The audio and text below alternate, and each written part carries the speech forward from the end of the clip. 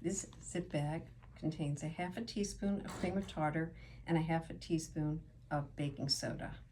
And now I'm gonna shake it. Shake the two white powders so they're well combined. And then I'm gonna push them in the corner like that, and I'm gonna add 20 milliliters of vinegar, carefully in the corner, not to spill. Now I'm gonna seal the bag, but first I want to remove as much air as I can out of the bag.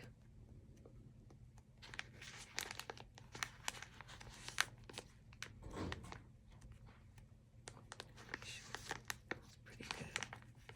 That's pretty good. Make sure the bag is well sealed. And that's that. I'm going to place it into